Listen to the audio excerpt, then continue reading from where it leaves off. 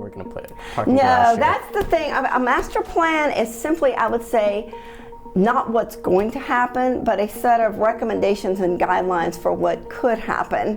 Do you know about the Lambs Lane project? I do. I'm familiar with it, yeah. A lot of comprehensive studies were done. Again, this isn't just Albemarle, this is the entire division, and then they came up with these center ideas. When we did this plan, Center 2 was not even part of it because we didn't know where Center 2 was going to be at that point. So now that Center 2 is going in kind of at the front of Albemarle, or beside Albemarle, part of that loop road or connector road will be put in as part of the Center 2 project. Tandem School property, or near Tandem School by Monticello, is where they were going to build it, and then COVID hit and everything got reevaluated.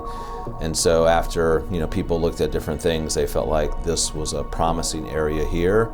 And so there's a lot of discussions, there's concerns, obviously traffic, things like that, right? And structures to handle more students or more staff or more people here. So they ended up landing on, there's a building right behind us called Building Services where people operate out from the county. So that building will basically be demolished, and then they'll build a new Center 2, which will be there.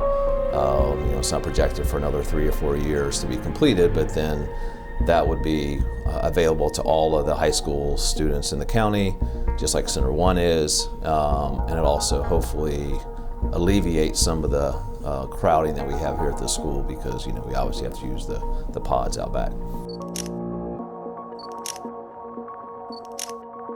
I can tell you from sitting in the meetings, this building is going to be nothing like Center 1. Center 1 is a small center within an industrial complex. This is going to be a standalone high school building that can house up to 400 students.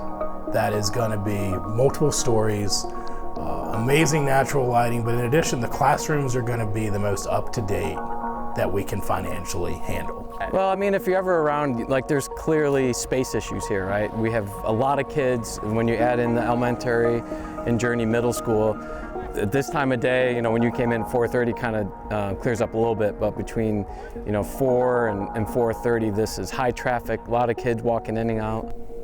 I think my main concern is like traffic-wise, how's that gonna affect the school? I mean, if you look at how they address the over-underpass down here on Hydraulic and Rio, I gotta believe they can figure something out for this too that doesn't make it too disruptive. It's probably gonna require some widening of lanes. Perhaps putting in concrete median guidance things it's amazing how much just putting a big blob of concrete in the middle of the road slows people down. So I have a feeling you'll see that, and you know what? Twice a day, traffic's gonna be funky like it is now. Yeah. But I think if that's the biggest concern we have, then to me, don't do it.